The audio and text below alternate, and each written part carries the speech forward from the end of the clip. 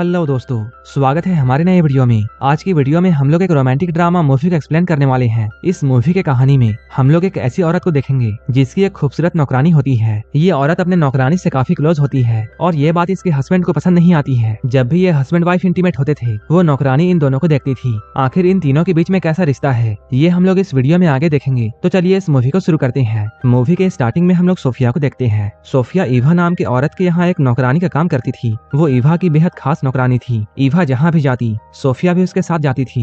कहने को तो ईवा सोफिया की नौकरानी थी, लेकिन दोनों के बीच में बहनों की तरह प्यार था। सोफिया ईवा के हर काम को किया करती थी। वो उसके खाने पीने से लेकर उसके नहाने तक का इंतजाम करती थी। सोफिया ईवा के इतने करीब थी कि ये बात ईवा के हस्बैंड जोस को पसंद नहीं आती है। कभी कभी जब ईवा और जोस नींद में होते थे तब अचानक सोफिया उनके कमरे में आकर अपना काम करने लगती थी। इसलिए सोफिया को लेकर अक्सर ही ईवा और जोस के बीच में झगड़े होते थे। असल में बात ये थी कि कई सालों पहले ईवा का घर जल गया था। उस आग में ईवा की माँ और सोफिया के माता पिता की मौत हो गई थी, जबकि ईवा और सोफिया किसी तरह बच गए थे। इस हादसे के बाद सोफिया अनाथ हो चुकी थी, इसलिए ईवा के पिता ने सोफिया को गोद ले लिया और यहीं पर से ये दोनों बहनों की तरह रहने लगी। लेकिन सोफिया के माता पिता तो नौकर थे, इसलिए बड़ी होकर सोफिया भी घर के काम काज करने लगी। एक रात ईवा के पिता की तबीयत बहुत खराब हो जाती है और तब उन्होंने सोफिया से एक वादा लिया, चाहे कुछ भी हो जाए वो ईवा का साथ नहीं छोड़ेगी। एक दिन जब ईवा नहाने की तैयारी कर रही थी तभी सोफिया खास तरह की जड़ी बूटियां लाती है और उसे पानी में डालकर ईवा को नहलाने लगती है। लेकिन जिस तरीके से वो ईवा को छू रही थी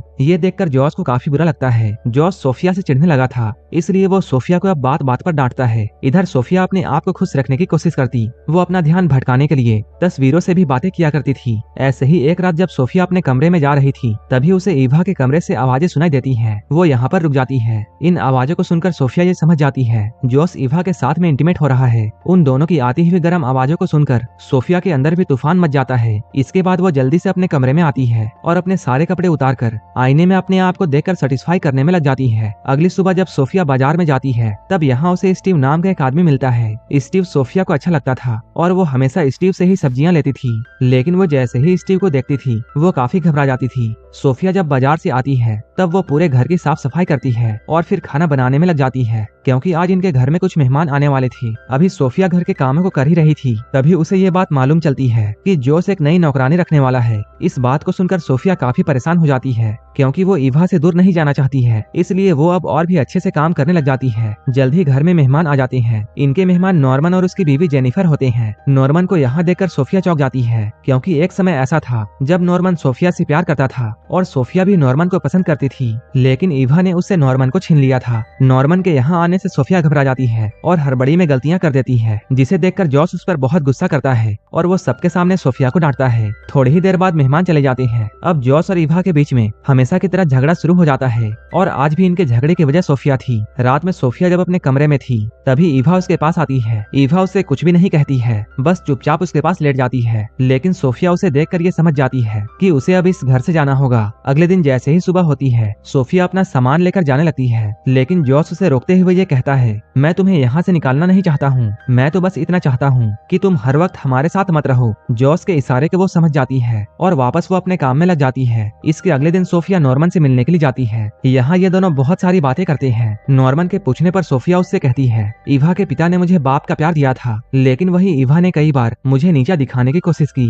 क्योंकि वो अपने पिता का प्यार किसी के साथ भी बांटना नहीं चाहती थी। नॉर्मन से बातें करते हुए उसे काफी अच्छा लग रहा था, लेकिन तभी ईवा उसके पास आकर उसे अपने साथ चलने के लिए कहती है। ईवा उसे जॉस की स्टूडियो में लेकर जाती है। यहाँ पर उन्हें एक छुपा हुआ बच्चा मिलता है जो कि जॉस की बनाई हुई मूर्तियों में छुपा हुआ था। असल में शादी के इतने सालों बाद भी ईवा अब तक मां नहीं बन पाई थी, इसलिए ईवा इस बच्चे को अपना बच्चा समझकर अपने साथ घर ले आती है। जब ईवा उस बच्चे को नहलाना चाहती थी तब वो बच्चा काफी उछल कूद करता है। ईवा के बाद जब सोफिया उसे नहलाने का ट्राई करती है तब वो आराम से उसके पास आता है। इसके बाद जॉस एक डॉक्टर को बुलाता है। बच्चे को अच्छी तरह चेक करने के बाद डॉक्टर इन लोगों को ये बताता है ये बच्चा बिल्कुल ठीक है, लेकिन इसका शरीर कुछ ज्यादा ही फ्लेक्सिबल है। इधर ईवा उसके शैतानियों से परेशान हो चुकी थी, लेकिन जॉस और सोफिया उस बच्चे की काबिलियत पहचान गए थे। एक रात ये लोग उस बच्चे को लेकर एक मेले में जाते हैं। जब ये लोग मेला घूमकर घर में फिर से आते हैं तब इन्हें दरवाजे पर एक जादूगर मिलता है। उस जादूगर के देखने से पहले ही वो बच्चा कहीं छिप जाता है। जॉस के कहने पर सोफिया उस जादूगर के लिए खाने का इंतजाम करती है। खाना खाते हुए जादूगर ये बताता है, मेरे सहायक की मौत हो गई है और अब उसका बेटा विली ही मेरा वारिस है। इस जादूगर की बातों से ये लोग समझ जाते हैं जो बच्चा उनके घर में है वही विली है। अब जादूगर अपने जादू का कमाल इन सभी को दिखाता है ताकि ये लोग डरकर आकर विली को वापस कर दे, लेकिन जादूगर के लाख कोशिशों के बाद भी ये लोग उसे विली के बारे में कुछ भी नहीं बताते हैं। अब सोफिया विली का ध्यान रखने लगी थी, जिससे ईवा को उससे जलन होने लगती है। सोफिया ये सारी बातें नॉर्मन को बताती है। वो उसे ईवा को माफ करने की सलाह देता है। अब सोफिया फिर से नॉर्मन के करीब आना चाहती थी और इसलिए उसने अब नॉर्मन के घर में आना जाना शुरू कर दिया था। नॉर्मन से मिलकर उसके अंदर भी इंटीमेट होने की इच्छाएं जागने लगी थी। वो हर वक्त बस अपनी प्यास मिटाने के सपने देख रही थी। एक तरफ वो नॉर्मन के करीब आना तो चाहती थी, लेकिन वहीं इधर वो स्टीव के साथ में भी अपना अच्छा समय बिता रही थी। स्टीव से मिलकर जब वो अपने घर में आती है, तब यहाँ पहुंचकर वो एक पुलिस वाले को देखती है। ये पुलिस वाला जॉस का दोस्त होता है। वो यहाँ जॉस से कहता है जादूगर पर बैंक लूटने का आरोप है और पुलिस को इस बात का शक है कि इस काम में एक दुबले पतले बच्चे ने बैंक लूटने वालों की मदद की है और पुलिस को ऐसा लगता है कि वो बच्चा तुम्हारे घर में है, इसलिए पुलिस तुम्हारे घर में जांच के लिए आ रही है। ये सुनकर जॉस और सोफिया सोच में पड़ जाते हैं। अब ये लोग उस बच्चे को खिला पिलाकर मोटा करने की कोशिश में लग जाते हैं ताकि कोई भी उसे पहचान ना पाए। इसी बीच सोफिया को ये मालूम चलता है कि स्टीव उसकी एक सहेली से शादी करने वाला है। ये जानकर उसका दिल टूट जाता है। अब पुलिस जॉस के घर पर आती है, लेकिन उनके कहने पर जब विली को बुलाया जाता है, तब विली को देखकर पुलिस वापस जाने का फैसला करती है,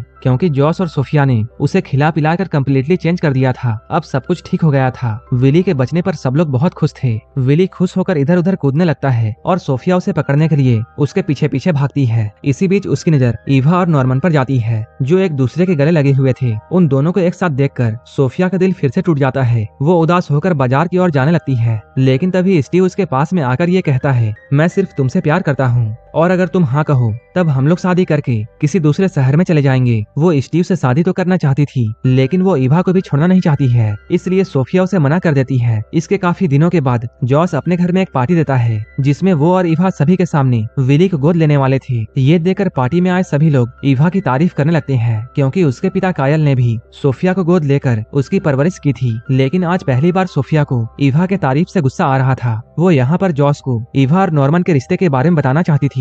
जैसे ही उसे ये मौका मिलता है, वो सभी के सामने ये बात बोल देती है। वो जॉस से कहती है, जिस नॉर्मन को तुम अपना दोस्त कहते हो, वो तुम्हारी वाइफ का आशिक है और वो दोनों आज भी इंटीमेट हुए थे। सोफिया की इन बातों को सुनकर नॉर्मन की वाइफ को अचानक दौरा पड़ जाता है। तभी सोफिया भागकर घर में आ जाती है। घर के अंदर आकर वो अपना सामान बांधने लगती है ताकि वो यहाँ से कहीं दूर जा सके। सोफिया को अब ऐसा लगने लगा था कि वो जिससे भी प्यार करती है, ईवा उसे उससे छीन लेती है। तभी ईवा भी यहाँ पर पहुँच जाती है। ईवा काफी गुस्से में होती है। वो सोफिया से कहती है, मैं माँ बनने वाली हूँ। ये सब नॉर्मन के प्रार्थना की वजह से हुआ है और इसलिए मैंने खुश होकर उसे आज गले से लगाया था। ईवा के इन बातों को सुनकर सोफिया को ये एहसास होता है कि उससे बहुत बड़ी गलती हो गई है और ईवा ने कभी भी उसे नफरत नहीं की थी, बल्कि ये सब तो सिर्फ उसका वहम था। जल्द ही इन दोनों के बीच की गलतफहमियां दूर हो जाती हैं, लेकिन तभी उन्हें यह पता चलता है कि घर में आग लग गई है। सोफिया इसके लिए खुद को जिम्मेदार मानती है, लेकिन जल्द ही वो खुद को संभालते हुए अपनी और ईवा की जान बचाती है। आखिर में ईवा के कहने पर सोफिया स्टीव से शादी कर लेती है और अब दोनों अपने परिवार के साथ में खुशी खुशी रहने लगते हैं और यहीं